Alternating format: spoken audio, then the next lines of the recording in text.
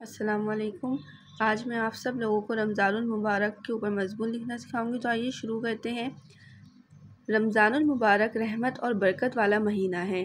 اس مہینے کے روزے ہر مسلمان مرد اور عورت پر فرض ہیں۔ اللہ تعالیٰ کا ارشاد ہے، مومنو تم پر روزے فرض کیے گئے ہیں جس طرح تم سے پہلے لوگوں پر فرض کیے گئے تھے تاکہ تم پرہیزگار رہو۔ اس مہینے مسلمان اپنے آپ کو گناہ سے روکتا ہے۔ یہ مہینہ 29 یا 30 دن تک جاری رہتا ہے۔ ماہ مقدس مسلمانوں کو جہنم سے بچاتا ہے۔ رمضان المبارک کی اور بھی بہت سی قدریں ہیں۔ نبی پاک صلی اللہ علیہ وآلہ وسلم نے فرمایا، رمضان المبارک کے مہینے میں جنت کے دروازے کھول دیے جاتے ہیں اور جہنم کے دروازے بند کر دیے جاتے ہیں اور شیطان جگڑ دیے جاتے ہیں۔ روزہ انسان کو گناہوں سے بچاتا ہے۔ روزے دار کی ہر دعا قبول ہوتی ہے۔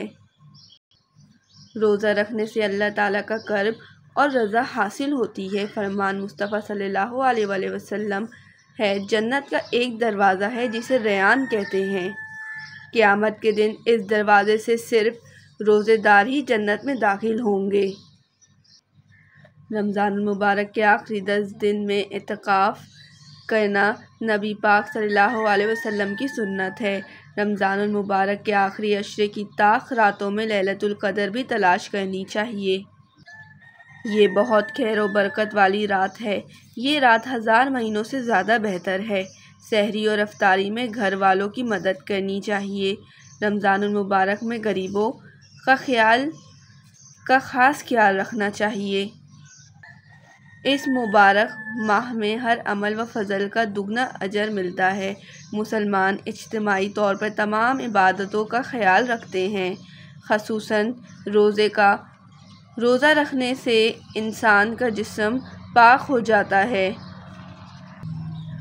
روزہ انسان کے نفس کو توڑ دیتا ہے، ہر برے کام سے روکتا ہے۔ حضور اکرم صلی اللہ علیہ وآلہ وسلم نے فرمایا، روزہ ایک ڈھال ہے جس کے ذریعے انسان جہنم سے تحفظ حاصل کر لیتا ہے۔